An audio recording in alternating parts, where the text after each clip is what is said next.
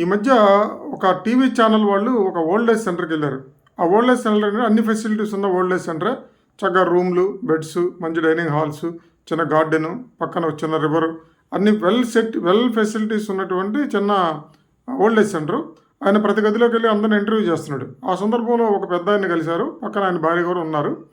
మీరు ఎవరంటే, నేను ఎక్స్ ఎమ్మెల్యేనండి, అయినా నేను నా భార్యతో కలిసి ఇక్కడే ఉంటున్నానని చెప్తే, అదేంటంటే మీరు అంత ఎమ్మెల్యే అంటే మీకు ఎంతో కొంత ఆస్తిపాస్తులు ఉంటాయి, పెద్ద కుటుంబాలు ఉంటాయి, మీరేంటి సార్ ఇలా వచ్చి ఇక్కడ ఓల్డ్ ఏజ్ సెంటర్లో ఉన్నారంటే, ఆయన పక్కపక్క నవ్వుతూ, మీరు నా ఎడలు అంత జాలి చూపించాల్సిన అవసరం ఏం లేదండి, నేను కావాలని ఇష్టపడే వచ్చి ఇక్కడ ఉంటున్నాను, ఇక్కడ నేను చాలా హ్యాపీగా ఉంటున్నాను అని చెప్పాడు.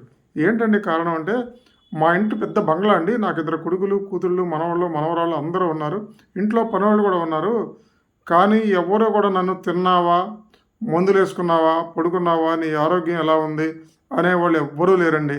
అలాగే నా మనసులో బాధని, నా సంతోషాన్ని షేర్ చేసుకుందామంటే నాతో పాటు ఒక 5 నిమిషాలు గడిపే నా కుటుంబ సభ్యులు ఎవరూ లేరు.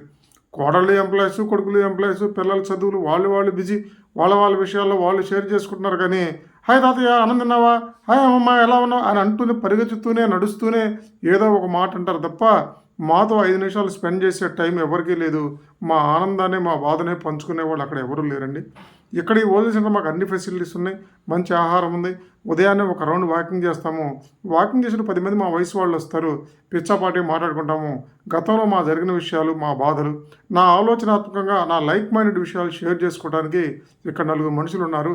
మనిషి తనలోని భావాలను బయటకు చెప్పుకుంటే కలిగే ఆనందం ఈ ప్రపంచంలో దేనికి లేదండి. అలా ఎదుటి వాళ్ళు చెప్పే ఎక్స్పీరియన్స్ వినడంలో ఉన్న ఆనందం ఇంకా దేంట్లోనూ లేదు. ఈ వయసులో మాకు మంచి కంపెనీ ఇచ్చేవాళ్ళు ఉంటే చాలండి, అది ఇక్కడ మాకు అద్భుతంగా లభిస్తుంది. అందుకే నేను ఇక్కడ ఉన్నాను, మేము చాలా సంతోషంగా ఉన్నాం, మా గురించి ఎవరు జాలిపడాల్సిన అవసరం లేదు, మా పిల్లలు వచ్చినా కూడా మేము ఇష్టపడే వచ్చానైనా మీరేం ఇబ్బంది పడద్దు, మీరు అక్కడే ఉండండి అని నేను చెప్పాను. ఎప్పుడైనా ఏ వయసు వారికి ఆ వయసు వాళ్ళు స్నేహితులు, తోడులు ఉండటం అనేది మనిషికి చాలా ఇంపార్టెంట్. అరిస్టాటిల్ అన్నట్టుగా మానవుడు సంఘజీవి. సంఘం లేకుండా ఎన్ని మేడలున్నా, ఎన్ని మిద్దులున్నా, మెళ్ళ ఎంత బంగారం ఉన్నా, ఎంత పాలరాతి బంగాళాలున్నా అవన్నీ కూడా మనకి మానసిక ఆనందాన్ని ఇవ్వలేవు. కాబట్టి ఎప్పుడు పలకరించడం 4 మనుషులు ఉంచుకుంటే మనసు ఎంతో సంతోషంగా ఉంటుంది.